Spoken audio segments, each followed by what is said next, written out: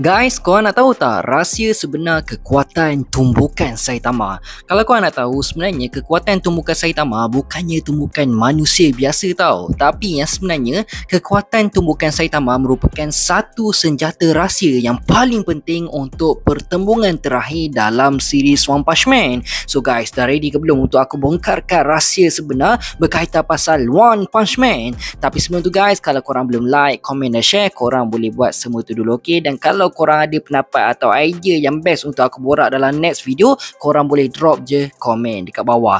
By the way guys, kalau korang tengah cari hoodie anime yang padu dan murah, korang boleh terus je order dekat tag Shopee yang aku ada letak dekat dalam description ni, okay? Serius lawa. So guys, kalau korang dah baca manga One Punch Man remake chapter yang ke-203, korang semua mesti dah tahu yang sebenarnya kekuatan tumbukan Saitama tu bukannya satu tumbukan yang biasa tau. Malah tumbukan serius Saitama tu bukannya hanya mampu untuk menghancurkan bumi, tapi ianya merupakan satu senjata rahsia yang hanya ada dalam diri Saitama untuk pertemuan terakhir yang bakal berlaku tak lama lagi.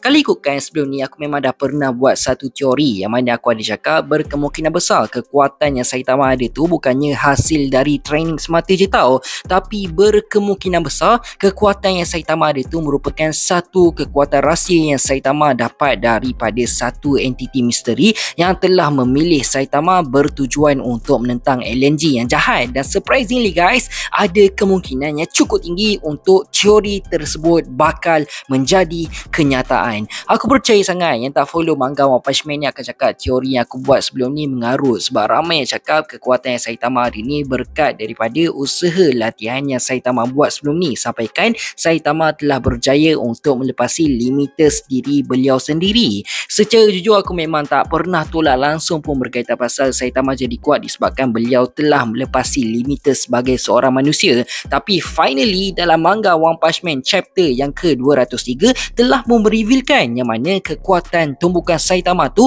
sebenarnya bukannya satu tumbukan manusia biasa. Tapi apa yang lebih mengejutkan, berkemungkinan besar kekuatan tumbukan Saitama tu merupakan kekuatan yang mampu untuk mengalahkan God ataupun Alien G dalam series One Punch Man. Buktinya Blast sendiri pelik kenapa hanya dengan tumbukan Saitama je yang mampu untuk memulihkan dan menghapuskan kekuatan LNG daripada Garo dan juga Void yang telah terpengaruh dari kekuatan LNG. Bukan hanya sekali je tau benda ni jadi, tapi benda ni berlaku dua kali. Padahal kalau ikutkan sebelum ni, Blast dah cuba lakukan segalanya untuk kembalikan Void daripada pengaruh LNG, tapi malangnya semuanya tak berhasil. Tapi yang peliknya dekat sini, kenapa dengan hanya tumbukan Saitama je yang mampu untuk menghapuskan kekuatan LNG tu? Jadi hero kelas S ranking nombor 1 sendiri pelik, ada apa sebenarnya dengan kekuatan tumbukan Saitama? Dan disebabkan hal ni membuatkan Blast menganggap Saitama merupakan kunci yang paling penting bagi untuk menewaskan LNG